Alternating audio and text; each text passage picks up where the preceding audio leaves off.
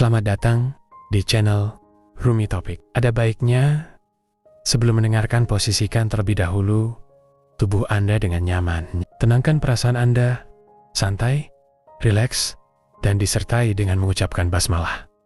Selamat mendengarkan. A'udzubillahi minasyaitonirrajim. Bismillahirrahmanirrahim. Rabbi a'udzubika min hamazati sayatin wa a'udzubika rabbi ayahdurun. Rabbi shrahli sodri wa yassirli amri wahlul 'uqdatam min lisani yafqahu qauli. Assalamualaikum warahmatullahi wabarakatuh. Alhamdulillahirabbil alamin. Segala puja-puji milik Allah Subhanahu wa taala yang atas rahmat karunia kasih sayangnya.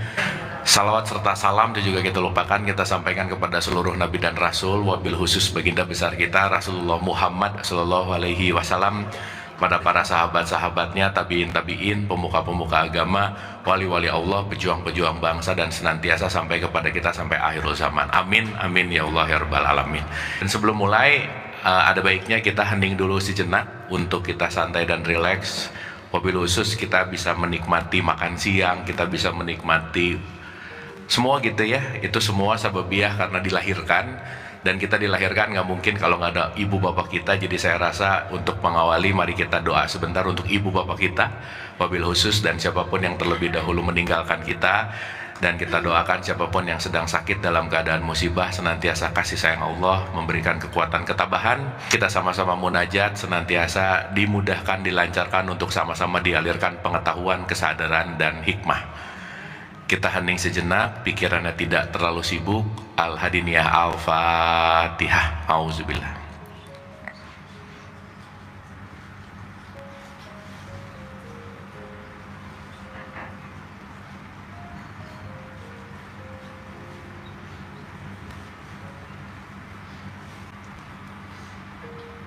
Amin, amin, amin ya Allah ya rabbal alamin. Terima kasih Ibu dan Bapak. Dan seperti biasa kita hari ini belajar bersama. Jadi saya mau disclaimer dulu bahwa saya bukan mau ceramah, bukan mau tausiah, bukan mau mengajari gitu, tetapi kita sesama murid yang belajar bersama gitu. Setuju Bu, Pak? Setuju ya. Dan kita hari ini dialog, karena saya sudah ulang-ulang bahwa nggak ada orang yang berubah karena sering dikasih ceramah gitu ya. Nggak ada orang yang berubah karena sering dikasih wejangan, karena perubahan datang dari kesadaran dan latihan. Jadi siang hari ini kita belajar bersama, diskusi bersama, dan yang paling penting kita belajar bertumbuh bersama gitu. Oke, kita akan bicara ya satu poin saya rasa, karena masih dalam topik basic ya, baru pertemuan ketiga tuh baru icip-icip gitu ya, Ibu dan Bapak baru simpel-simpel gitu. Jadi saya rasa kita back to basic, karena saya yakin Ibu Bapak ini kan pengajiannya udah pada lama, betul nggak? Pengetahuannya udah banyak banget. Jadi mainnya di langit mulu gitu. Nah, orang yang sering main di langit kadang-kadang lupa membumi gitu Bu. Ya gitu ya. Jadi kita back to earth, boleh ya? Kita back to basic, karena jangan-jangan yang di sini sibuk terus tapi yang roots-rootsnya jadi lupa gitu. Itu sih poinnya.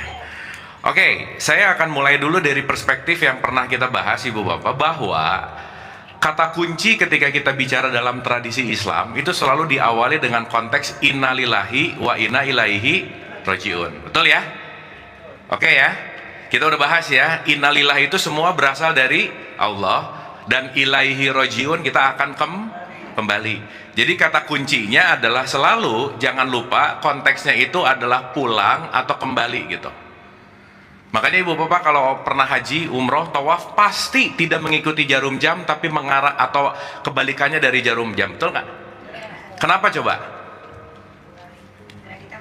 Nah, karena kita mau kembali. Ini saya umroh ulang-ulang, haji udah pernah, nanya ke mutawif, kalau saya tanya, Mas atau Yai, kenapa sih kalau tawaf tuh nggak ngikutin jarum jam? Rata-rata jawabannya apa coba? Udah pokoknya gitu aja gitu. Ya. Jadi kadang-kadang emang kita ngerjain sesuatu juga nggak ngerti-ngerti amat gitu. Kita komplain sesuatu nggak ngerti-ngerti amat gitu. Kenapa? Karena majority dalam perspektif teologis itu rata-rata yang kita lakukan adalah dogma dan doktrin, pokoknya katanya, dan si critical thinkingnya emang nggak jalan di situ gitu. Makanya ya sorry to say, kita udah pernah bahas bahwa Indonesia adalah negara yang nomor 2 paling religius sedunia, tapi korupsinya juga gede gitu Bu. Betul ya? Indonesia tingkat religiusitasnya kayak yang oke banget gitu, tapi ya sorry to say kita gimana ya bahasanya, Netizen paling tidak beradab itu di Asia tuh kita, Indonesia, Bu. Gitu. Jadi kalau kita mau ngomongin bangga menjadi Indonesia yang Islam, ternyata Islamnya tuh bukan konteks esensi tetapi kemasan gitu. Ya. Pertanyaan saya, kita ini orang apa manusia, Bu, Pak? Kemarin waktu Ramadan yang disuruh puasa orang apa manusia? Ayatnya hai manusia beriman atau hai orang-orang beriman? Nah, jadi yang disuruh puasa manusia apa orang? Oh, tadi manusia, sekarang orang.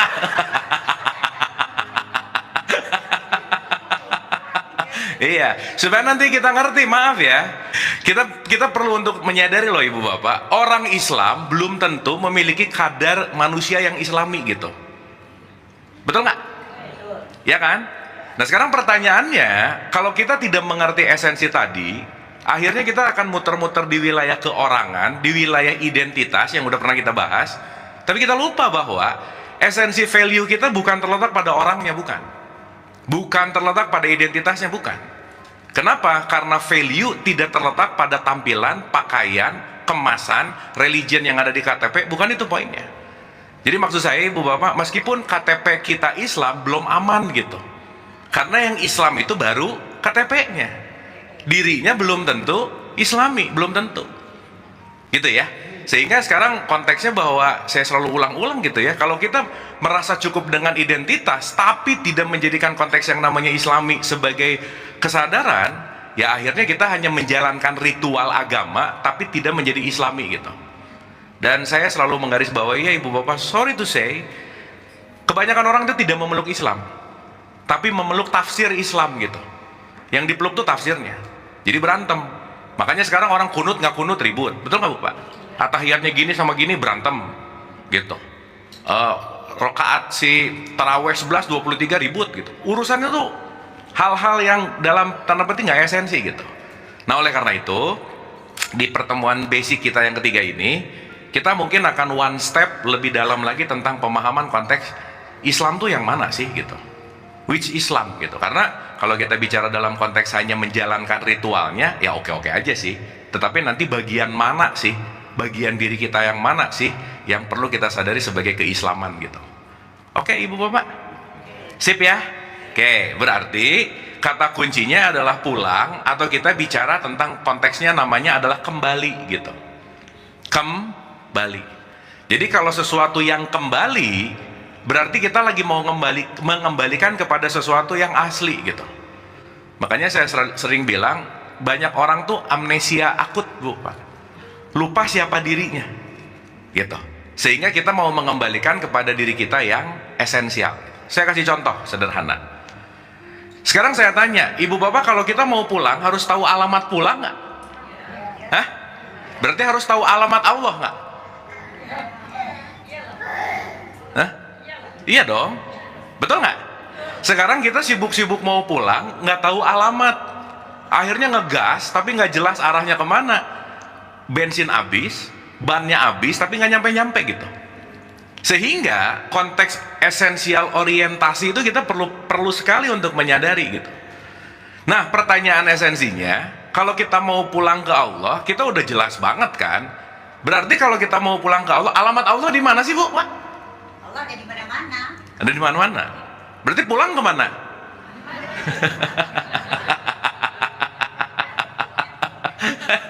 Betul nggak? Oke nggak ini? Iya kan? Makanya kenapa Bu, Pak, maaf ya, perspektif kalau kita ngomongin Nabi Muhammad tuh selalu bilang gini loh, awaludin ma'rifatullah. Awalnya tuh kenal dulu gitu. Kenapa? Gimana kita mau menyembah kepada sesuatu yang kita nggak kenal? Cuman ngomong namanya, meneriakan, tapi nggak ngerti apa yang kita teriakan dan namanya gitu intinya. Gitu ya. Makanya kenapa konteks pembelajaran basic kita ini kita sebut sebagai pemahaman atau perjalanan meniti ke dalam untuk mengenal Allah gitu. Karena Ibu Bapak, tidak semua orang meneriakan Allahu Akbar kenal sama Allah, belum tentu loh Bu Pak. Sama halnya gini lah, orang tahu tentang ilmu akhlak belum tentu memiliki akhlak yang baik, belum tentu. Ilmu akhlaknya bagus Bu Pak, tapi apakah dia berakhlak? Belum tentu. Ngomong Allahu Akbarnya tiap hari, tapi apakah dia mengenal Allah? Belum tentu juga gitu. Nah maka poin yang 2 pertemuan kemarin kita bahas, mungkin saya rangkum dulu bahwa perjalanan kita ini mau pulang, gak bisa enggak, kita perlu banget juga tahu bahwa kemana arah kita pulang. Sampai sini oke Bu? Clear ya? Dan nanti kita ngerti terus pulangnya gimana gitu. Contoh. Di surat 29 ayat 57, di surat 3 ayat 185, itu ada satu statement di Quran, kalimatnya gini. Kulun nafsin zaikatul maut. Pernah dengar itu nggak? Pernah. Oke. Apa sih artinya Bu, Pak? Kulun nafsin, setiap yang memiliki nafs ya, akan mencicipi maut, akan mengalami maut atau mati. Berarti orang yang hidup pasti akan mengalami mati. Pasti nggak? Pasti. Jadi kematian pasti nggak? Pasti. Jadi nggak mungkin orang hidup, tidak mungkin dia tidak akan mengalami mati. Nah jadi sekarang saya tanya, jadi tujuan kita hidup untuk apa Bu Pak? Nah mulai aneh-aneh lagi ini jawabannya. Bukan mau pulang, kan dari pulang tadi jawabannya. Lah betul nggak? Berarti pertanyaannya, kita perlu ngerti mati itu apa gitu. Contoh dulu ya. Ibu bapak kalau dengar kata mati, happy atau takut? Oh ya udah sih kalau gitu. Kenapa takut? Hah? Ya, sekarang saya tanya, ibu bapak tuh terhadap mati tuh takut karena matinya atau takut karena dongeng matinya? Dongeng, karena didongengin mati itu akan beginilah, akan begitulah, nanti ada rambut dibelah 7 lah, nanti ke barzah lah, nanti kalau jatuh dikit ke neraka lah, dan seterusnya. Terus yang ngomongnya juga belum pernah lagi, bener nggak? Bener nggak ini? Iya. Jadi jangan-jangan selama ini kita ketakutan bukan terhadap kenyataan, tetapi terhadap narasinya. Oke Bu Pak? Sehingga kesimpulan kecil aja, maaf ya, kalau orang masih takut mati, berarti tingkat kemelekatannya tinggi sih. Iya, karena rata-rata orang takut mati, bukan takut matinya, takut kehilangan apa yang dia kumpulkan selama hidup di alam bawah sadarnya. Ya, ini saya kasih analogi. Ibu bapak kita pemanasan dulu boleh ya? Belum mulai. Ini kita mau masuk nih hari. Kita warming up dulu supaya recap dulu dari 2 pertemuan kemarin. Contoh. Saya selalu ulang-ulang contoh ini. Kan kita pernah SMA ya ibu bapak? Waktu SMA di kelas, jam terakhir bunyi bel, kring. Mau dengar bunyi bel, happy nggak ibu bapak? Kenapa happy? Mau pulang. Nah berarti menghadapi pulang harusnya happy nggak? Happy dong. Sekolahnya beres, aku mau jadi mati bel pulang bukan? Iya, harusnya happy. Tadi jawabannya? Nah gitu. Jadi jangan-jangan terlalu betah sekolah nih, lupa pulang gitu. Sip ya? Clear ya?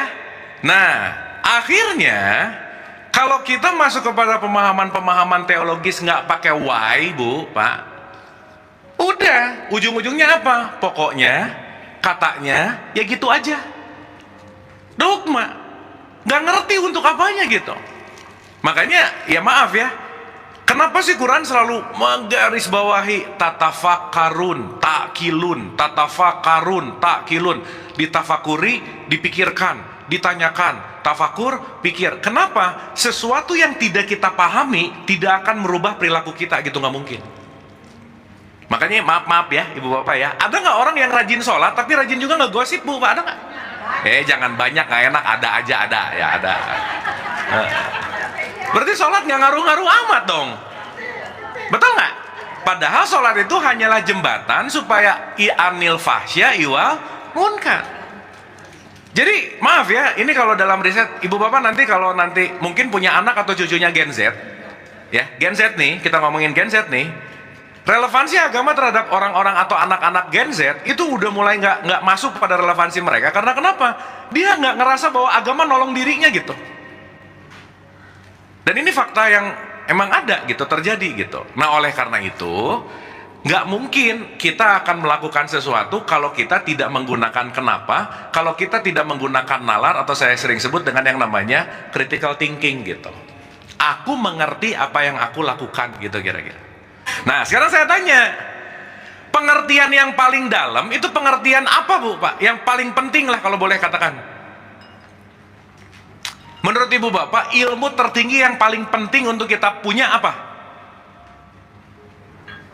Yang kita punya. Ya, yang kita punya, yang kita perlu tahu. The best knowledge, pengetahuan tertinggi, puncak dari semua pengetahuan yang perlu kita tahu apa sih? Allah, ikhlas, apa lagi? Takwa, oke. Ada lagi? Ibu Bapak jawab aja, nggak apa-apa kan, kita rada tebak-tebakan sedikit ya, nggak apa-apa. Satu, man arafah nafsah faqad arafah robbah. Kalau kamu mengenal dirimu, kamu mengenal Robmu. Berarti pengetahuan tertinggi dalam hidup yang paling esensial pengetahuan tentang siapa? Diri. Karena kalau kita nggak tahu tentang pengetahuan diri, pasti jadi orang yang nggak tahu diri. Ibu Bapak pernah nyeplas, orang dasar nggak tahu diri gitu nggak kira-kira? Jangan-jangan yang ngomongnya sih gitu. Nunjuk dia gitu. Betul nggak? Maka kalau orang nggak kenal sama dirinya, dia pasti nggak akan tahu diri. Udah pasti nggak akan percaya diri, dan kerjaannya pasti menjual diri. Udah gitu. Ya kan, menjual diri bisa korupsi. Korupsi kan lagi menjual dirinya sebetulnya. Mencuri kan lagi menjual dirinya sebetulnya. Betul nggak? Kenapa? Karena diri ini yang tiap hari bareng, tiap hari kemana-mana, hidup dan mati bareng ini semua. Dan saya selalu garis bawah Ibu Bapak, sorry tuh saya, tidak pernah akan ada orang yang menyayangi kita sebaik kita menyayangi diri kita sendiri. Titik, udah. Betul nggak Bu Pak? Gak akan ada siapapun yang akan care sama diri kita, tergantung dari bagaimana kita care terhadap diri gitu. Nah, itulah kenapa proses pengenalan diri sendiri, diri sejati, nanti kita masuk, itu adalah knowledge yang paling luar biasa. Contoh aja Ibu Bapak, maaf ya, bisa nggak ada orang tahu banget urusan tetangganya yang dia nggak kenal, artis-artis, tapi dia kekurangan informasi tentang dirinya? Ada begitu nggak? Jangan banyak sih, ada aja ya. Jadi kalau urusan ngegosip tuh tahu banget gitu, orang ini gini, orang itu gitu. Tapi begitu dia ke dalam, Ibu Bapak perlu diketahui ya, 1 dari 5 orang di Indonesia sekarang itu memiliki sakit mental, Pak. 1 dari 5. Kenapa? Karena dia tidak bisa, tidak mampu mengenal mekanisme dirinya gitu. Ibu perlu diketahui ya, teknologi paling canggih yang diciptakan oleh Allah, nih tubuh kita Bu Pak. Tapi banyak orang nggak ngerti cara makainya, jadi ngasal makainya gitu. Karena jarang baca buku manualnya sih gitu. Nggak ngerti bagaimana mekanisme dirinya, nggak ngerti bagaimana mekanisme pikiran, perasaan, emosi, dan seterusnya. Akhirnya apa? Dia tidak menggunakan ini sebaik-baiknya gitu intinya. Sip ya? Jadi ilmu pengetahuan tentang diri kira-kira perlu nggak Bu Pak? Banget. Nah, ya memang di tradisi kita sih, begitu brojol nggak dikenalin gini-gini, langsung orang tua, kamu udah sholat atau belum? Gitu loh Bu Pak. Betul nggak? Langsung ke aplikasi, meskipun nggak salah sih, bagus sih. Tapi sesaat kita nggak ngerti apa mekanisme sholat dengan diri, apa mekanisme puasa dengan diri, rata-rata ngerjain ritual itu cuman menggugurkan kewajiban. Dan orang yang cuman menggugurkan kewajiban rata-rata didorong oleh ketakutan. Jadi ngerjainnya berat gitu kira-kira. Contoh aja ya, contoh. Ibu Bapak kalau habis sholat zuhur lega nggak? Lega nggak? Ya berarti waktu zuhur berat banget ngerjainnya. Nggak rileks gitu. Yang jangan-jangan ritual pun dilakukannya hanya dalam bentuk yang namanya kebiasaan. Oke ya Ibu Bapak ya, sip ya. Jadi kenapa saya disclaimernya agak panjang di awal? Karena banyak orang nggak kenal sama dirinya, saking sibuk menilai orang lain gitu Bu Pak. Itu kalau pakai bahasa yang kekinian disebut alienated soul. Apa? Jiwa yang teralienasi di dalam dirinya sendiri, nggak betah gitu Bu, Pak. Nggak betah aja udah. Gitu. Dan nggak betahan itu akan ngebuat kita stres, depresi, anxiety. Wah, macam-macam aja udah. Dan ya sedih juga sih, hampir berapa puluh persen gitu ya. Maaf banget ya. Tingkat bunuh diri di kita tuh naik 20%-an lebih, Bu. Iya, dan itu kemarin terjadi pada anak-anak Gen Z loh. Gitu. Nah, artinya konteks yang namanya pemahaman diri ini menjadi sesuatu yang saya rasa perlu kita gali gitu. Oke, Bu, Pak? Sip sampai sini? Oke, jadi kita nyelam-nyelam diri tipis hari ini ya. Oke ya? Dah. Ulang nih. Pelan-pelan ya. Innalillahi wa inna ilaihi. Apa artinya Ibu Bapak tadi? Semua sumbernya dari Allah dan akan kembali ke, berarti sumbernya tunggal nggak? Tunggal. Jadi saya akan sebut Allah ini adalah sang sumber. Makanya sering disebut tauhid. Tauhid itu dari kata ahad. Ahad itu artinya esa. Esa itu artinya bukan satu, menyatu. Ini upacara udah berapa lama? Oh gini ya. Lah di Pancasila Tuhan yang Maha Satu atau Maha Esa? Kenapa Maha Esa? Menyatu. Berarti tidak ada sesuatu yang terpisah dari sumbernya gitu. Sampai sini oke? Oke? Berarti saya, ibu-ibu, bapak-bapak, semua di sini sumbernya sama nggak? Tetangga? Yang jauh di mana-mana? Sama. Semua sumber dalam perspektif ini tidak ada sumber yang berbeda. Semuanya datang dari sumber yang sama. Sampai sini oke? Clear ya? Oke, berarti seruangan ini yang sama apanya? Sumbernya. Tapi jadi beda-beda nggak perilakunya? Jadi beda-beda nggak tampilannya? Maka saya mau bagi dua dulu.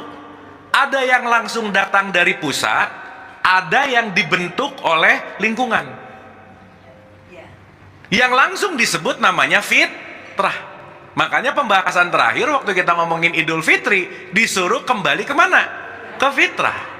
Fitrah itu origin, fitrah itu adalah sesuatu yang langsung datang dari Allah gitu kira-kira.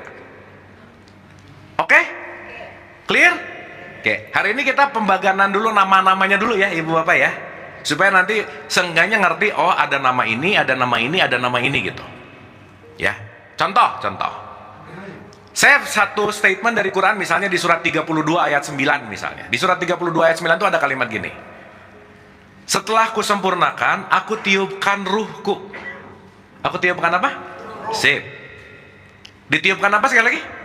Berarti semua ruh itu adalah percikan tiupan. Kalau tiupan dan yang meniup satu sumber nggak kira-kira? Yes. Oke? Berarti kita hidup dari tiupan. Maka guru saya ngomong gini ke saya, Abu, kamu boleh benci banget sama orang, tapi cari orang yang gak narik oksigen yang sama kamu, katanya. Sip, saya bilang. Saya cari satu-satu.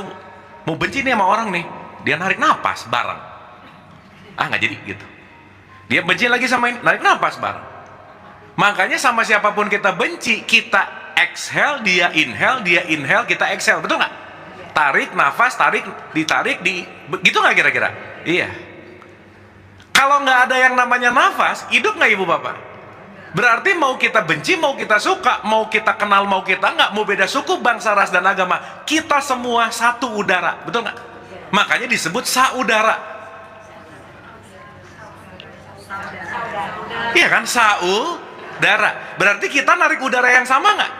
Dari sumber yang sama nggak? Ya kenapa pada berantem gitu?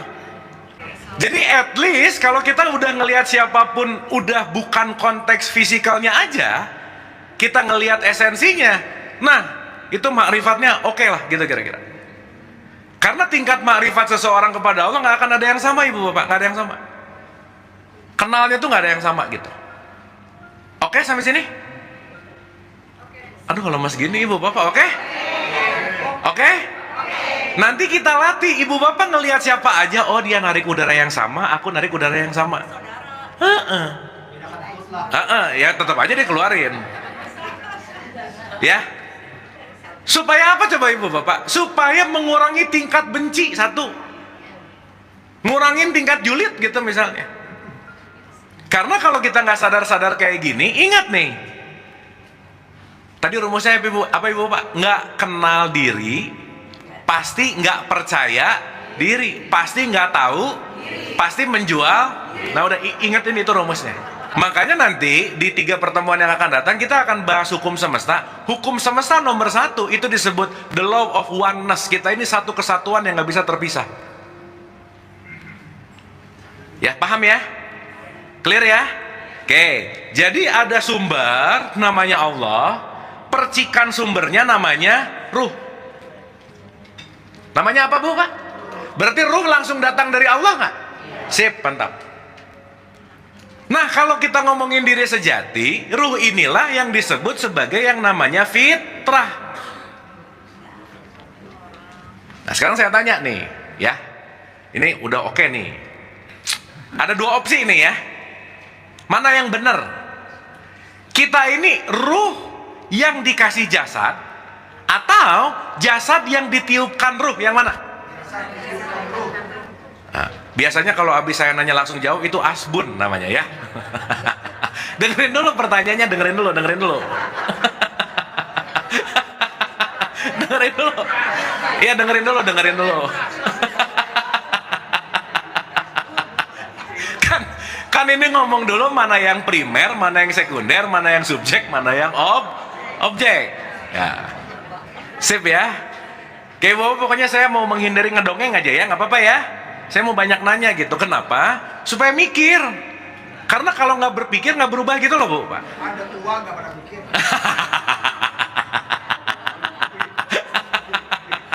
Ya, tua muda mah urusan spirit aja ya, ibu bapak ya. Ulang. Nih, ibu bapak perhatikan subjek dan objeknya, primer dan sekundernya. Kita ini ruh yang dikasih jasad. Berarti kalau duluan subjeknya adalah ruh, primernya adalah ruh, oke? Oke. Atau jasad yang ditiupkan ruh, berarti primernya adalah Sekarang saya tanya, yang primer itu ruhnya atau jasadnya?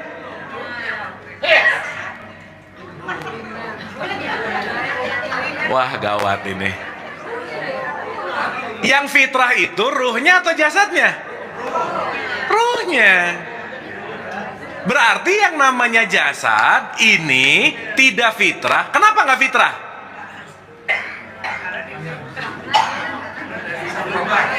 Karena ini bisa expired gitu.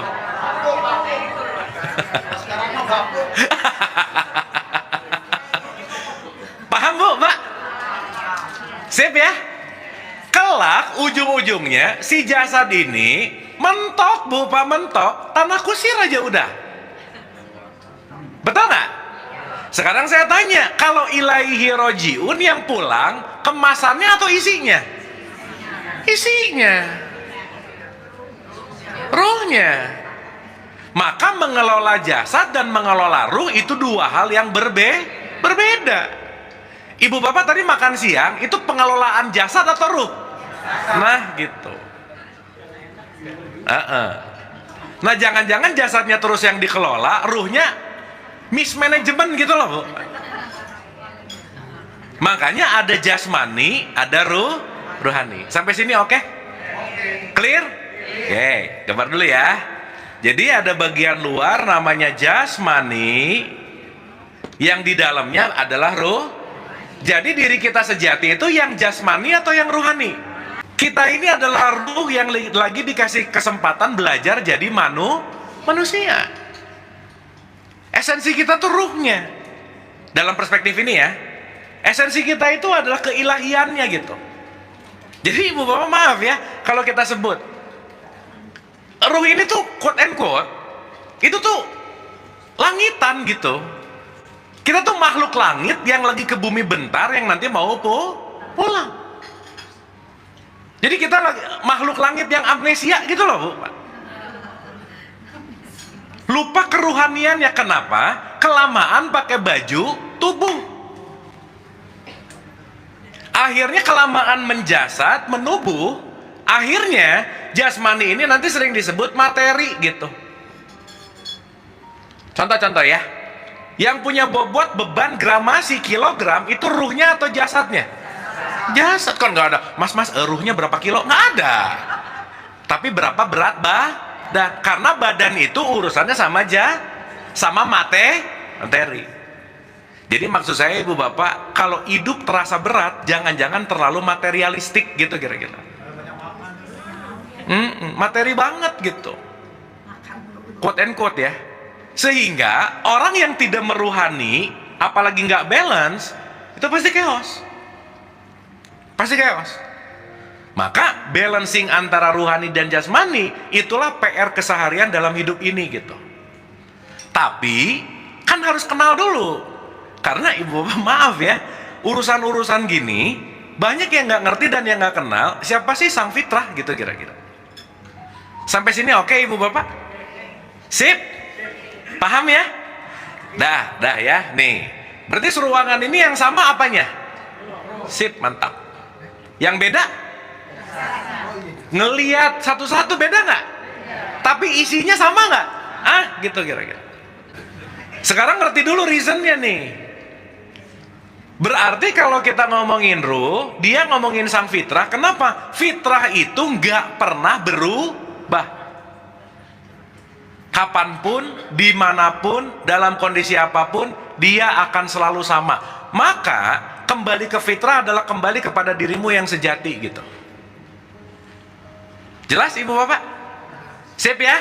Nah sekarang saya tanya, berarti sekali lagi ya, kalau ngomongin ilahi rojiun, urusan materi jasmani atau urusan ruhani? Sip, mantap. Ruhani. Berarti bagiannya Allah ada di kita semua. Jadi kalau Allah lautan, kita ini adalah tetesannya. Paham ya? Sekarang saya tanya, kalau lautan asin, tetesannya satu tetes asin nggak? Asin. Jadi kalau saya mau tahu asinnya lautan, nggak usah minum selautan. Satu tetes mewakili lautan. Oke? Berarti segala sesuatu akan mewarisi apa datang dari asalnya, sumbernya. Karena apapun yang ditiupkan pasti mewakili sumbernya. Makanya sumber tertingginya Allah disebut welas asih.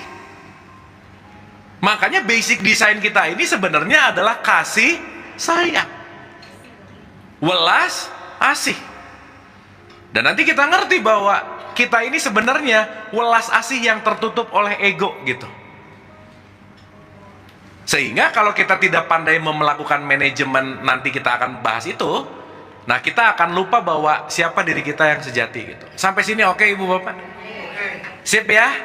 Mudah-mudahan setelah ini mulai belajar untuk ngelihat apapun gak langsung melakukan penilaian gitu loh bu. Iya, udah diam dulu. Nanti ngerti, di dalam dia ada percikan, di dalam aku juga ada percikan. Nah, makanya nanti di Al-Baqarah 115 ada kalimat, kemana saja kamu menghadap, di situ wajah Allah. Ngomongin ruh, nanti pertemuan ke-20 Bu Pak, jauh, masih lama. Kita ngomongin yang cetek-cetek dulu hari ini. Iya. Iya, nanti masih 17 pertemuan lagi. Kita dari luar dulu dong ya, baru nanti pelan-pelan masuk ke dalam. Nah, sekarang gini, orang ketika melihat segala sesuatu, dia bisa merespon dengan kebaikan atau keburukan, betul bu Pak? Sip. Sekarang saya tanya, respon kebaikan dan keburukan itu adalah pancingan dari orang lain atau keputusan dirinya? Hah? Gimana? Gini. Ibu bapak pernah nggak marah gara-gara orang itu nyebelin? Pernah nggak? Itu keputusan, ya, atau kebiasaan? Nah gitu. Berarti kalau dilakukan gara-gara kebiasaan namanya reaktif. Apa Bu Pak? Melakukan sesuatu yang gak pengen-pengen banget dilakukan, itu namanya reaktif. Paham? Tapi kalau kita responsif, kita punya kekuatan untuk gak jadi marah. Jadi ada reaktif, ada responsif. Ibu bapak maaf ya, kalau kita kebanyakan reaktifnya, gak beda jauh sama binatang. Contoh, untuk orang yang punya kucing, kalau dia lagi mainin kucingnya, cetek, dikejar nggak? Mainan kayak bulu-buluan gitu, kesini dikejar nggak? Di sini dikejar nggak? Dia reaktif terhadap apa yang terjadi di luar, itu kucing. Betul nggak? Berarti kalau kita reaktif sama terjadi yang di luar, nah gitu kira-kira. Jadi kalau aku marah gara-gara dia nyebelin, nah reaktif tuh. Sekarang saya tanya ibu bapak, ya saya tanya, ibu bapak pernah ketemu orang nyebelin kan? Oh ya sering ya, oke. Nah, ya kalau jawabannya sering, wah gawat nih ya. Ya. Sekarang saya tanya Bu Pak ya. Ibu bapak ingetin satu orang yang nyebelin sekarang, sok diingetin. Kalau masih ada. Terus ibu bapak ingetin si orang yang nyebelin ini, kira-kira sifat apa yang ibu bapak nggak suka? 2 aja. Dah aja, ini boleh dikasih jadiin PR. Sadarilah ibu bapak, saat ibu bapak ingat orang yang nyebelin terus ngomong, aku tuh nggak suka kalau dia gini, kalau dia gitu. Semua yang ibu bapak nggak suka di orang itu ada di dalam dirimu pasti. Kalau enggak berarti denial namanya. Karena nggak mungkin itu datang kalau tidak dari dalam diri kita. Betul nggak? Sip ya? Berarti pertanyaannya, kalau kita benci sama orang ini memang nyebelin atau aku menciptakan makna dia menyebalkan, yang mana? Makna. Jadi yang bermasalah orangnya atau makna kita? Gitu.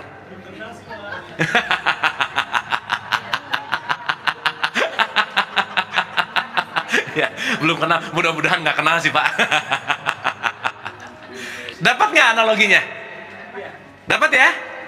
Karena nanti kita ngerti ibu bapak, konteks apapun yang terjadi di luar itu pasti proyeksi dari dalam, udah pasti aja. Fix. Kalau orang yang nyebelin banget sering gitu. Iya. Berarti kita memaknai dia nyebelin. Sekarang saya tanya, kalau mau ngebuat diri kita damai, rubah orang itu bukan? Nggak bisa, mending kitanya ngerti. Kita ngerti dia tuh nyebelin gitu. Iya betul Bu. Tapi ibu masih ngegas ya, kita ngerti dia nyebelin gitu. Iya bener, nggak apa-apa Bu.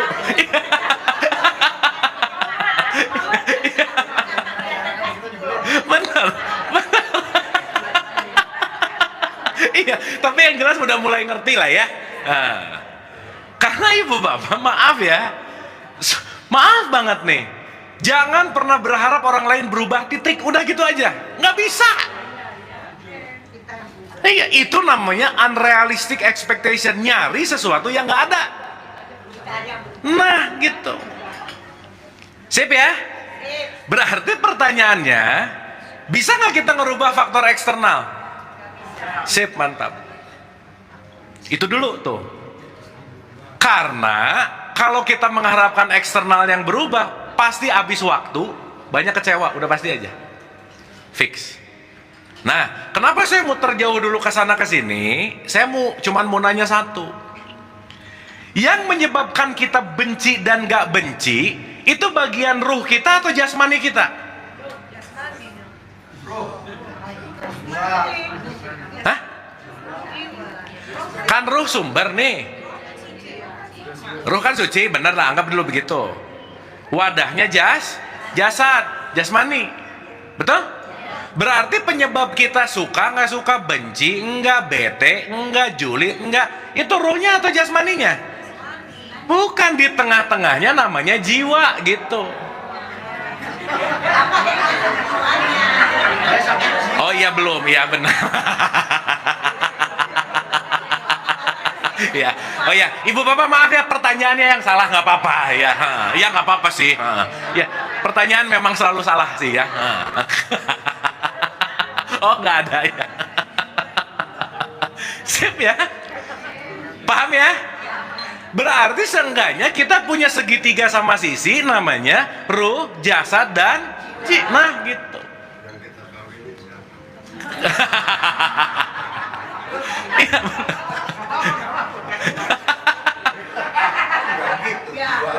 Oh, iya, supaya ibu terjebak di sini aja gitu. Di luar jangan. Tadi kalau ngomongin perkawinan, nih ya, nggak pernah ada loh orang ngomong pasangannya she is my body mate, nggak ada. Selalu ada soul mate. Berarti pernikahan itu bukan urusan biologis aja, tapi menikah jiwa. Jadi kalau biologis aja yang nikah, jiwanya nggak nikah, wah udah pasti nggak sakinah aja udah, gitu. Maka nanti kalau ngomongin pernikahan, pernikahan itu adalah semua elemen ini disatukan gitu kira-kira. Sip ya Bu, Pak. Makanya orang kalau cuma menikahi tubuhnya bisa bosan. Tapi masuklah ke dalam sesuatu yang lebih apa ya, esensial gitu. Namanya jiwa. Maka pertemuan dengan siapapun akan terjadi pertumbuhan jiwa gitu. Sampai sini oke? Aduh, oke nggak ini? Jadi pusatnya apa namanya? Pusatnya mah Allah.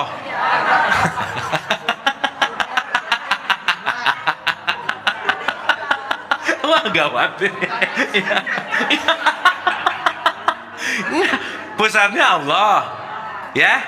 Percikannya ruh. Oke? Aplikasinya namanya jiwa. Wadahnya namanya nah gitu. Nah, empat-empatnya ada di mana? Di sini. Dah gitu. Makanya nanti Allah disebut aku meliputi. Kalau Allah meliputi, ada nggak sesuatu di luar Allah? Gak ada dong Bu Pak. Berarti kalau nggak ada di luar Allah, maaf nih ya, kembali ke Allah perlu jarak nggak? Enggak. Perlu tempat tertentu nggak? Enggak. Anytime. Berarti kembali ke Allah bukan bergerak jasadnya, tetapi naik kesadaran dari level yang paling rendah ke level paling tinggi gitu kira-kira. Oke? Sip? Makanya yang kemarin haji, kalau nggak masuk ke percikan dan ke sumber, dia cuman wisata fisik, udah. Sholat nggak nyampe ke ruh dan ke sumber, dia cuman olahraga, udah. Jadi nanti yang paling banyak dikerjain itu adalah konteks jasmaniahnya, syariatnya, ritualnya, tapi tidak melibatkan unsur spiritualnya gitu loh Bu. Contoh. Ibu bapak, sholat itu kegiatan jasad atau kegiatan jiwa? Yang mana? Dua-duanya. Kan ada gerakannya, tapi numbuhin juga jiwa kan? Benar nggak ini?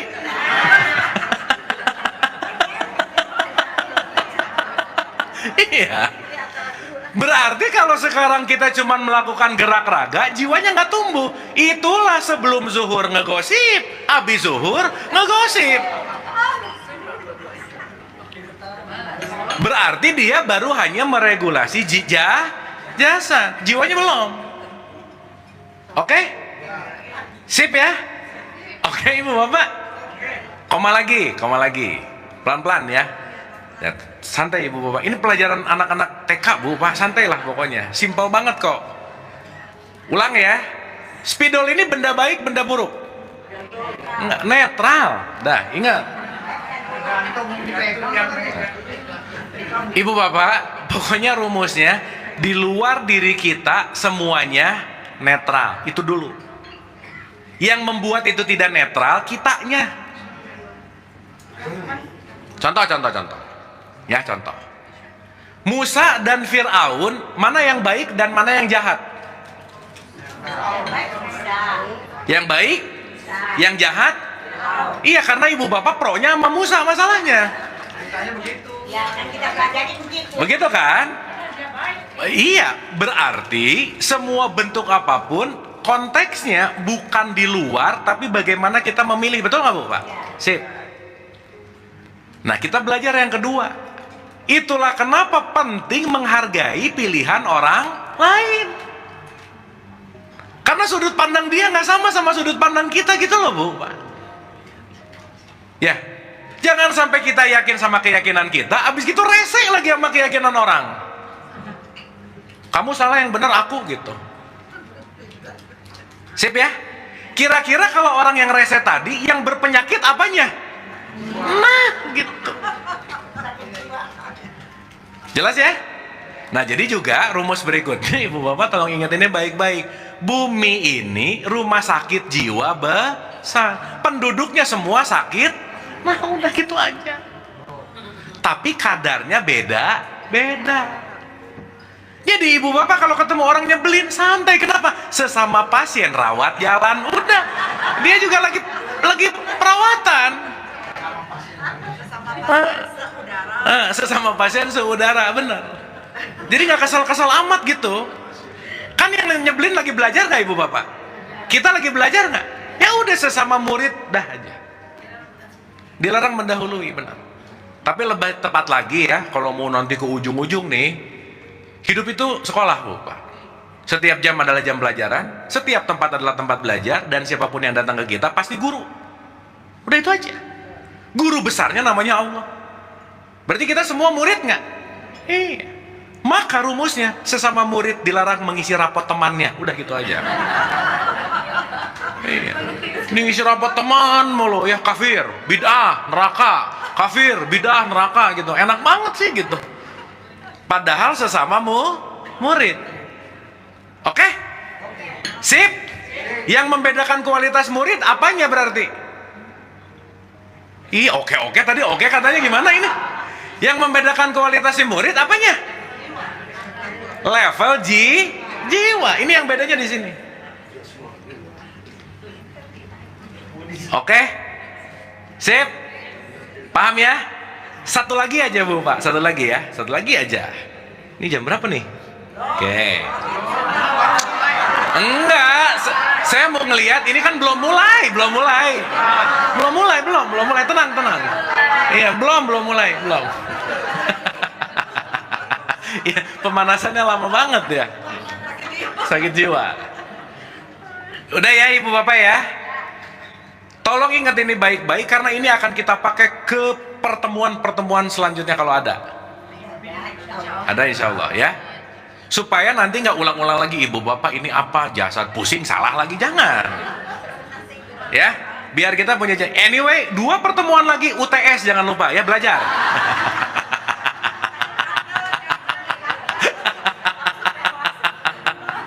Ya, oke, ingat ya. Sumber itu Allah, kita sebut aku satu. Aku berapa? Percikan ruh disebut aku 2. Oke? Jiwa disebut aku jasad disebut aku sip, mantap. Jadi tadi lagi makan, lagi ngasih nutrisi aku berapa? Oh, mantap. Kalau lagi kesel, bermasalah dengan aku berapanya? Oh, mantap, sip. Beres Bu Pak, kita pulang. Paham ya? Paham ya? Dah ya. Ini eksibit 1 pemanasan. Habis ini kita mulai. Saya review dulu eksibitnya. Ulang nih. 1. Ilmu tertinggi adalah ilmu pengenalan diri. Berarti diriku punya layer. Punya apa Bu Pak? Layer tuh lapisan. Kayak kue lapis tuh. Kayak kulit bawang. Potong, kotornya keluar, hilang, jadi putih, udah semua. Kayak kulit bawang gitu. Oke? Lapisan yang paling luar disebut aku 4, namanya jasad. Fitrah bukan? Nah, bingung nih. Kenapa bukan? Karena Ya. Ibu bapak tubuh fisiknya berubah nggak?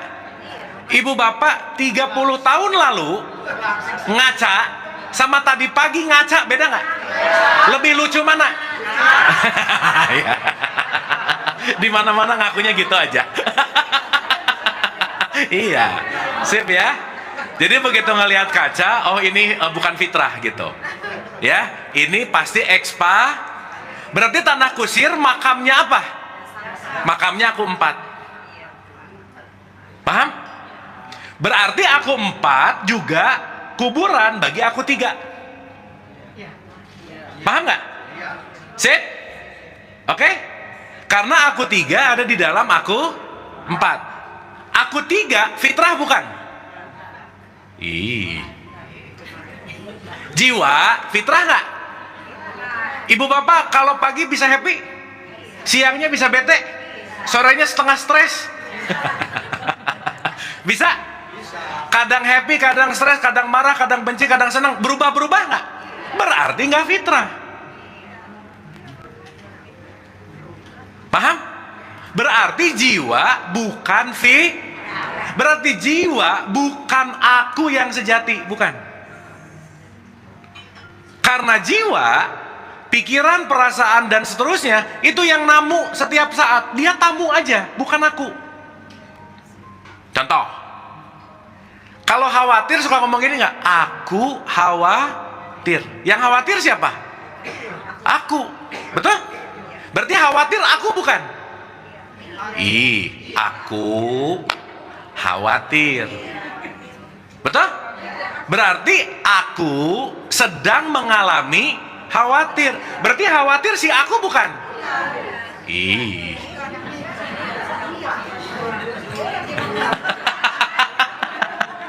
Ya gini. Ya gini. Aku punya botol. Punya nggak? Berarti botol aku bukan? Nah, paham? Aku punya tangan. Tangan aku bukan? Bukan. Aku punya nama, namanya Abu. Abu aku bukan? Bukan. Aku punya jabatan. Jabatan aku bukan? Bukan. Semua itu adalah yang ditempelkan di dalam konteks yang namanya identitas. Pusing nggak?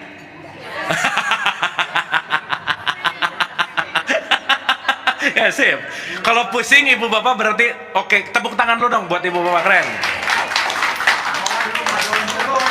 Kenapa? Kalau pusing berarti mikir. Yang bahaya, paham? Pusing? Nah itu paham, bahaya. Paham kagak, pusing kagak, itu bahaya ya. Oke ya, udah ya. Sip. Berarti aku 4 dan aku 3 udah jelas bukan fit. Kenapa 4 dan 3 dia berubah? Jadi maksud saya ibu bapak, kalau ibu bapak lagi khawatir, sadarilah itu bukan aku. Cuman khawatir lagi bertamu. Paham nggak? Kalau lagi kesel, ingat bukan si kesel lagi bertamu.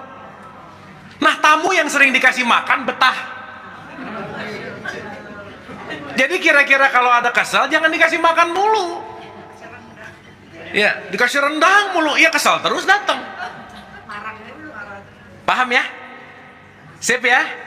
Berarti si yang namanya perasaan, pikiran, isi come, isi go nggak? Jadi ibu bapak jangan percaya amat sama pikiran dan perasaan. Karena pikiran dan perasaan bukan dirimu. Paham ya? Oke ya? Nah, ibu bapak pokoknya sekarang tahu-tahu dulu namanya aja ya. Ngerti nggak belakangan? Ya, serius, ngerti nggak belakangan? Yang penting tahu dulu pemetaannya gitu. Sering dengar kata kolbu nggak? Iya, kau tuh hati nurani. Beda sama perasaan nanti. Makanya nanti dalam perspektif tasawuf, si jiwa nanti lapisannya banyak bu, Pak. Tapi at least ngerti dulu, ada bagian yang berubah, ada bagian yang tidak berubah.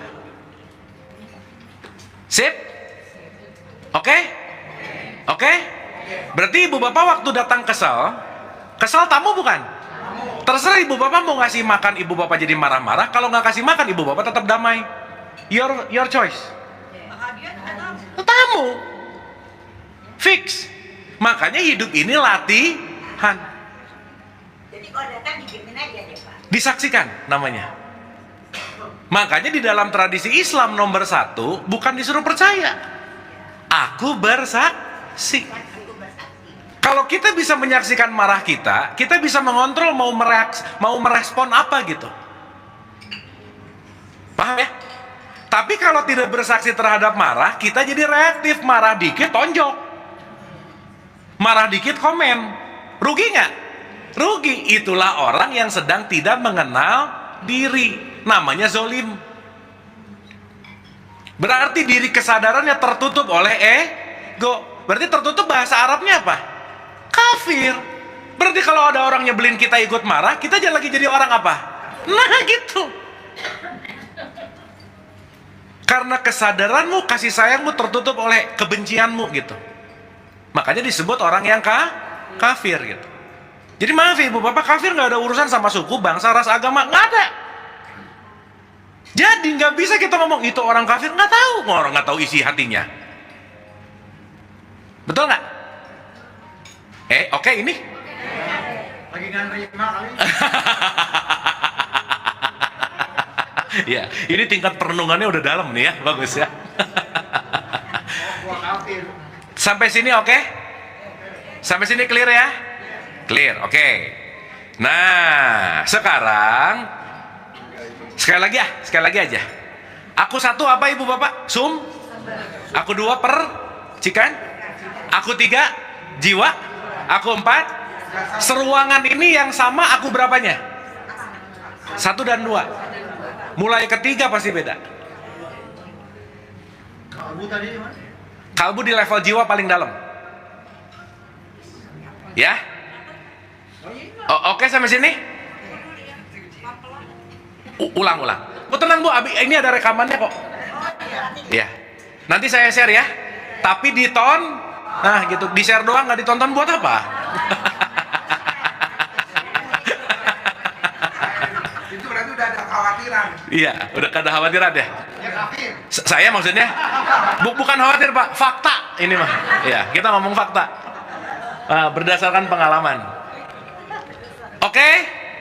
Sip. Kita mulai. Let's begin.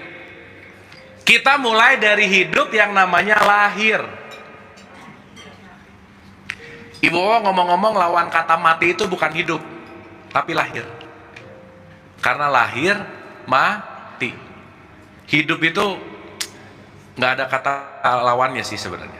Karena dia itu kalau dalam bahasa Quran disebut abada gitu. Ya, dah. Pak Azhar boleh tolong dibukain satu ayat nggak? 16 ayat 78 silakan. Dan Allah mengeluarkan kamu dari perut ibumu dalam keadaan tidak mengetahui sesuatu pun. Oke, tahan dulu.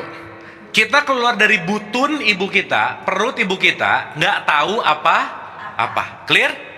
Clear. Dan dia memberimu pendengaran. Dikasihlah apa?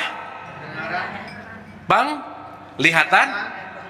dan hati nurani agar kamu bersujud. Agar kamu apa? Jadi semua kita basic datangnya ke sini nggak tahu apa. Sampai sini clear dulu. Sip. Meskipun ini masih di awal-awal, tapi saya mau bicara pakai terminologi yang mudah. Istilahnya kita semua lahir ke sini nggak tahu apa. Ya. Berarti pertanyaannya, begitu kita lahir kita nggak tahu apa-apa, tapi karena aku duanya ini sudah aktif, berarti aku duanya nyala, tapi yang belum keisi apa-apa itu adalah jiwanya. Berarti kefitrahan kita sama nggak? Sama, secara fitrah. Tapi yang berbeda itu adalah jiwa. Saya mau nanya ibu bapak, kenapa seruangan ini jiwanya beda? Yang dengarnya beda, lihatnya beda. Sesederhana karena orang tuanya juga beda. Kenapa orang tuanya beda? Nggak, kenapa kok alasannya ke orang tua? Karena orang tua yang membentuk jiwa kita. Suka nggak suka, mau nggak mau, jiwa kita dipahat, diinstal oleh ibu bapak kita. Contoh, ada orang dilahir di keluarga yang berbeda. Secara aku dua, suci nggak? Suci dong. Tapi kesucian itu ternodai oleh informasi, oleh program, oleh pengetahuan. Pertama kali orang yang menginstal program kita itu orang terdekat, itu namanya ibu bapak. Kalau ibu bapaknya juga bukan ibu bapak kandung, pokoknya intinya kita brojol, kita bareng sama siapa, dia yang akan menginstal jiwa kita gitu. Contoh ya. Ada anak A lahir di tradisi Islam dan agak konvensional, di A nih. Temennya B lahir, ginilah, ibu bapak kalau saya lahir di Vatikan, kemungkinan besar Islam nggak? Ibu bapak jadi Islam milih atau ditempelin sama orang tua? Nah udah gitu kira-kira.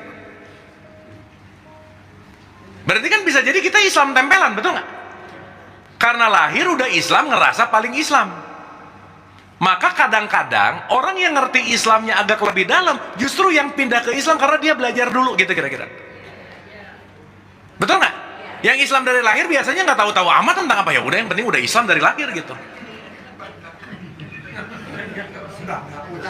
Bangga pula. Habis itu ngerasa paling surga lagi gitu. Padahal mati nggak bawa KTP, betul nggak Bapak? Nggak bawa. Jadi waktu malaikat nanya, apa agamanya Islam, mana buktinya? Aduh, KTP ketinggalan, repot.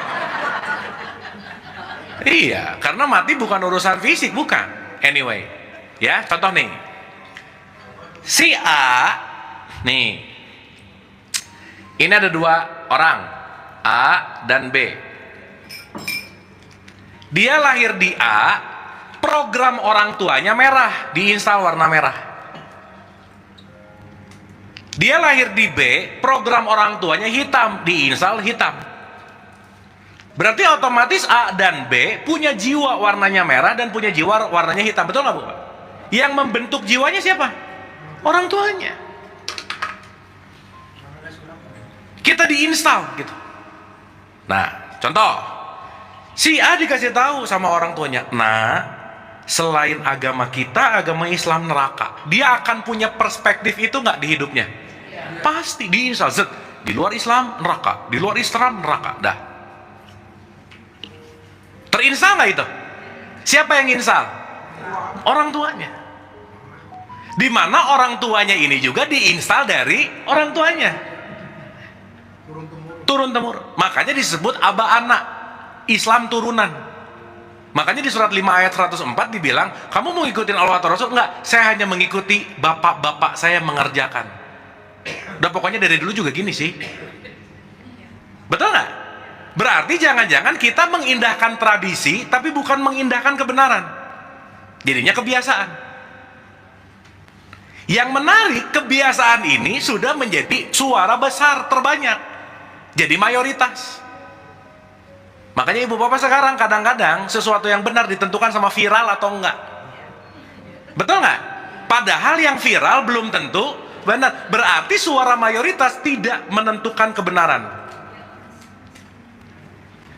Jadi kalau yang mayoritasnya sakit jiwa, ya, yang sadar justru disebut orang gila. Contoh. Satu ruangan ada 10 orang. 9 gila, 1 waras. Berapa orang Pak? 10. 9 apa? 1. Yang disebut orang gila yang mana? Kenapa?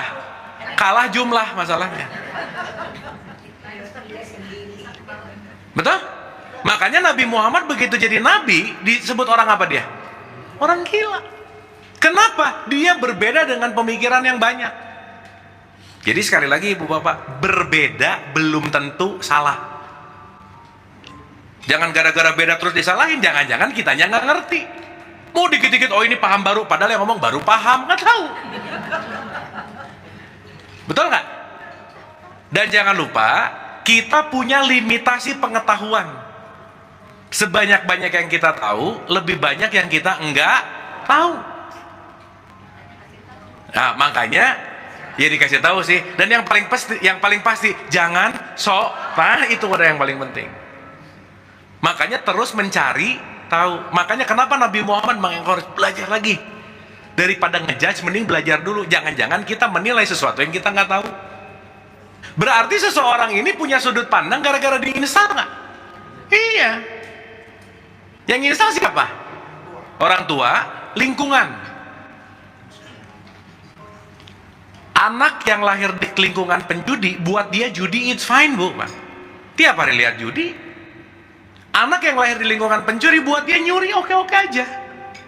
Maka jangan lupa, setiap anak adalah imprint dari orang tuanya. Jadi kalau sekarang ibu bapak komplain sama anaknya, ya, komplain sama yang installnya gitu. Contoh, pasti. Tapi yang paling besar siapa pengaruhnya? Orang tua. Iya. Iya. Dan yang pengen punya anak siapa? Orang tua. Anaknya tahu-tahu brojol, ibu bapaknya lagi happy-happy, gua juga nggak mau amat datang, bener nggak? Loh, bener nggak ini? Iya. Jadi yang harus berbakti siapa? Iya sih. Masa gua yang pengen lu yang berbakti gimana sih gitu? Kan gak nyambung. Oke ya, sampai sini ya.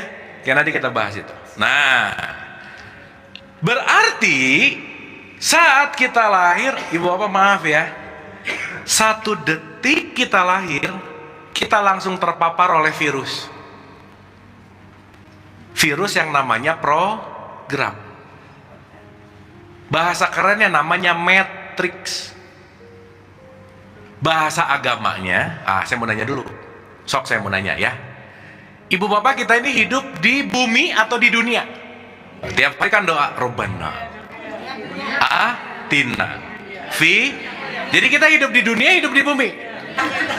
Allah punya rencana menjadikan khalifah fil ard atau fi dunia? Adam itu khalifah fil ard, menjadi khalifah di muka bumi. Betul? Jadi kita hidup di dunia apa di bumi? Udah, kalau tadi salah sekarang ganti aja yang lainnya, udah.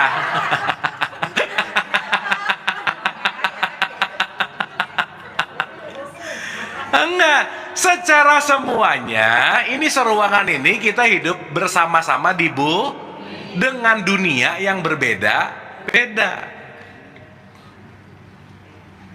Paham nggak? Berarti begitu kita lahir dikasih dunia nggak? Siapa yang kasih dunia sama kita? Kok Allah? Bukan, orang tua dan lingkungan. Ini semua orang satu bumi tapi beda dunia. Karena pola pikirnya beda nggak? Sudut pandangnya beda nggak? Dunia kita nggak ada yang sama. Dunia tuh katakanlah sudut pandang aja. Dunianya beda-beda.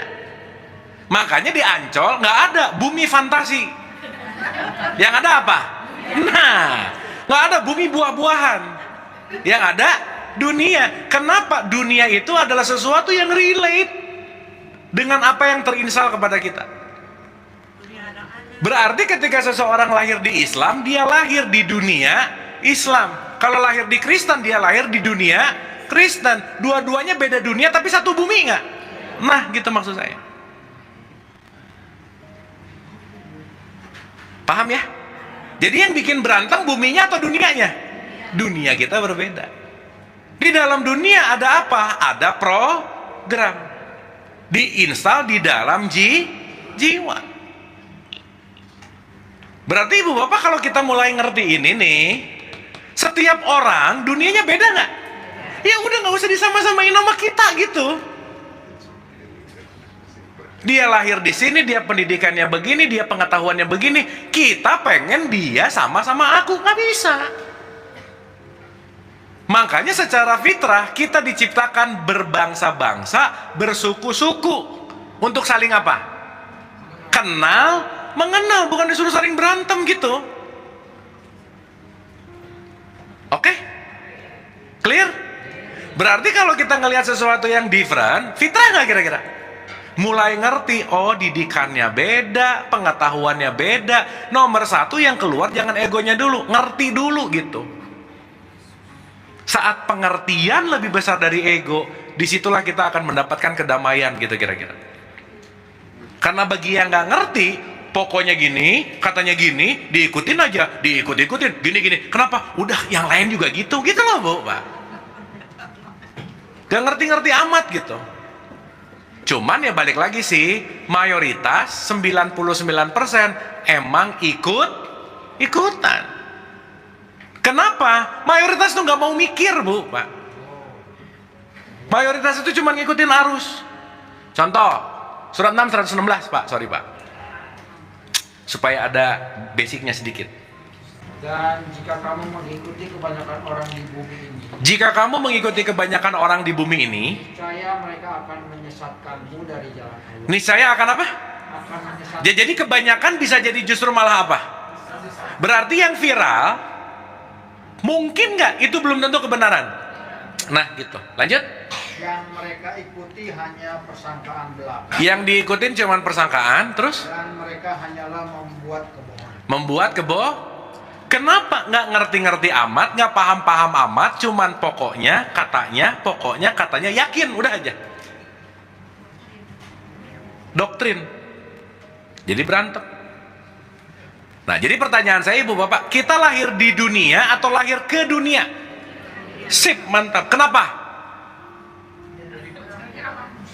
Kenapa ke dunia? Kan di bumi tadi kita tinggalnya. Karena kita lahir ke sebuah konsep, ke sebuah program, di mana konsep dan program itu ada di lingkungan keluarga. Berarti kita brojol dari ibu kita bukan masalah tubuhnya aja, pengetahuannya juga, pemahamannya juga, kesadarannya juga. Begitu nggak kira-kira? Yes. Oke. Sip. Nah nanti kita ngerti. Si semua program ini yang mengerak, akhirnya jadi apa? Keyakinan. Di mana keyakinan belum tentu selaras dengan kenyataan. Wah udah tuh, kalau orang yang yakin, bentrok sama kenyataan, dan yang disalahinnya adalah kenyataannya, berarti dia lagi nggak sadar gitu. Dan nanti kita ngerti bahwa konteks di Islam bukan disuruh meyakini, tapi bersaksi. Karena ada tipikal yang lahir langsung percaya aja, tapi ada yang lahir percaya tapi dia pertanyakan. Nah, yang mempertanyakan itu dia yang pasti akan lebih dapat gitu. Karena kenapa? Dia akan menggunakan why. Dia akan menggunakan kenapa. Disitulah Allah nanti bilang, aku nggak suka orang yang nggak menggunakan akal gitu kira-kira. Oke? Sip? Paham ya? Jadi seruangan ini jiwanya beda nggak? Dan jiwa itu bertumbuh. Tapi aku duanya sama nggak? Sip. Makanya kalau orang bisa mengendalikan jiwa atau nanti bisa mengendalikan ego, itu yang lebih baik. Sip ya? Clear ya? Nah nanti ada dua, jiwa yang guncangannya tinggi sama jiwa yang tenang. Nah PR kita Ibu Bapak, satu, belajar menenangkan jiwa. Dah itu aja. Karena saat jiwamu tidak tenang, kita tidak akan dalam tanda petik mengerti diri kita yang sejati gitu. Nah kita udah bahas nih, makanan buat jiwa apa? Wah lupa lagi, ini gawat. Satu, kalau kita jiwanya mau tenang, nomor satu, berhenti jadi orang pelit. Itu nomor satu aja udah. Karena mau sholat, mau puasa, mau umroh, mau haji, ujungnya melatih kita nggak pelit. Udah gitu aja. Apapun, menggenggam. Dia nggak mau bermanfaat, nggak mau nolong, nggak mau ngasih. Pokoknya intinya dia hidupnya cuma untuk diri aja. Yang kedua, pandai menahan amarah. Itu nomor dua. Iya. Susah, betul, nggak mudah. Kenapa? Karena jiwanya memang terlatih untuk begitu. Makanya Ibu Bapak maaf ya, kira-kira usia-usia di atas 40 emang susah berubah sih. Serius iya. 40-50 ke atas, aduh Bu. Kenapa? Karena program jiwanya udah mengerak gitu. Bukan nggak bisa, bukan, tapi effortnya lebih tinggi gitu kira-kira. Udah gitu aja. Makanya makin kaku, makin tidak adaptif, makin stres pasti. Wah, ngerasa bener lah, ngerasain, wah udah aja. Sip ya? Dan yang ketiga, makanan jiwa kita, yang kemarin kita bahas, Ibu Bapak jangan pernah, gimana bahasanya, sebisa mungkin secepat-cepatnya apapun itu. Nomor 3 adalah pandai memaafkan kesalahan orang lain. Udah gitu aja. Udah, lepasin aja. Nah, betul. Kenapa susah maafin, banyak dendam, iri, benci, kotorannya banyak banget nanti. Berat aja hidupnya. Dan kalau jiwanya udah banyak kotoran, nanti akan jadi psikosomatis, tubuh jadi sakit gitu loh Bu. Ini kalau udah mulai vertigo, pusing-pusing, hati-hati loh. Clear ya? Bisa ini enggak? Jelasin tadi saya masih menjadi berhenti menjadi orang pelit. Pelit menggenggam tuh apa aja, misalnya pelit harta orang. Apapun. At least pelit itu adalah kita enggan melakukan kebermanfaatan dan kebaikan, udah gitu aja. Ya. Jiwanya kenapa itu? Sakit Bu. Fix. Iya, karena jiwa yang sehat pasti penuh welas asih. Berarti kalau pelit, iri, dengki ada bermasalah. Iya. Something wrong sama soulnya gitu. Kenapa? Karena ada penggenggaman gitu kira-kira. Genggam. Ibu Bapak pernah dengar kata terima kasih nggak? Itu kan hukum. Kalau kamu habis terima, jangan lupa kamu kasih. Kenapa? Terima dan kasih akan membuat hukum semesta yang namanya perputaran. Maka orang yang enggan memberi, mampet pasti aja. Fix. Makanya apapun itu begitu nyampe ke kita, lewat. Lepasin. Sesuai dengan takaran, kesanggupan, dan kemampuan, kondisi, dan seterusnya gitu. Tapi at least, kita jangan melekat, itu kata kuncinya. Oke? Ya. Pak, kita nih yang kata Bapak bilang tadi terbentuk karena orang tua kita. Tuh. Kita muslim, kita sholat. Tuh. Neraka segala macam. Ya. Dan itu juga yang kita terapkan ke anak-anak kita. Betul. Nah sekarang bagaimana caranya kalau kita bicara dengan cucu kita? Ya. Beda misalnya. Tidak seperti saya ke anak saya, tapi ini beda gitu. Seperti Kak Abu Harun lah gitu. Ya. Apa yang kita mesti lakukan? Ya. Ya, yang pertama Bu, yang perlu dilakukan adalah cek kira-kira apa yang diturunkan kemarin yang harus tidak diturunkan ke anak ini. Gitu. Contoh, dulu mungkin orang tuanya tuh maksanya itu dengan emosi misalnya, penuh ketakutan misalnya, trauma dong si anak, jadi inner child. Nah, kira-kira yang tidak nyaman jangan dilakukan ulang ke anak dan ke cucu gitu loh.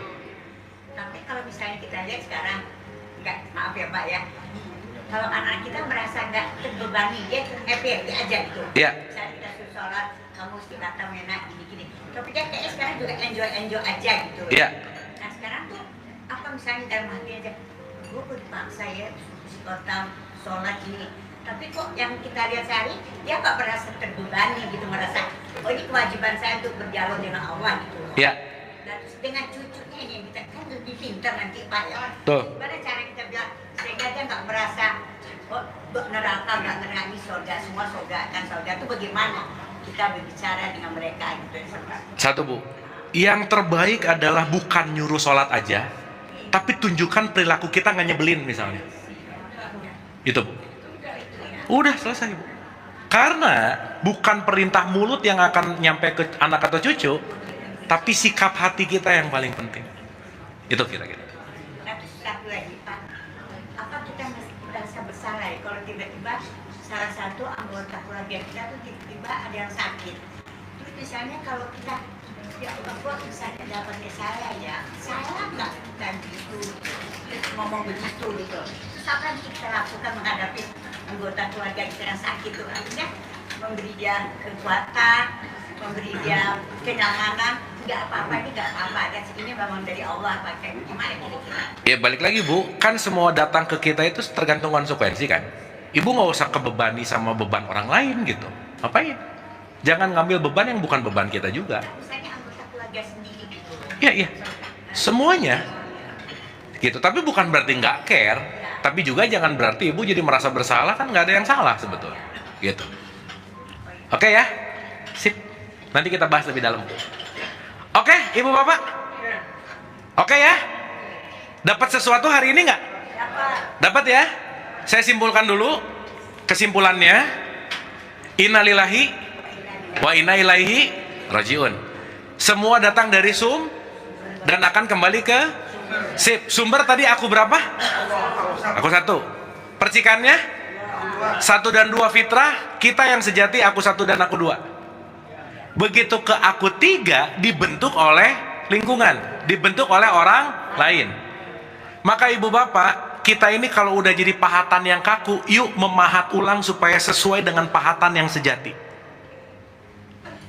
Oke? Karena kita semua produk pahatan orang lain. Mau beli apa gara-gara dia ikut beli, dipahat sama orang gitu. Ikut-ikutan, bukan keputusan sendiri gitu.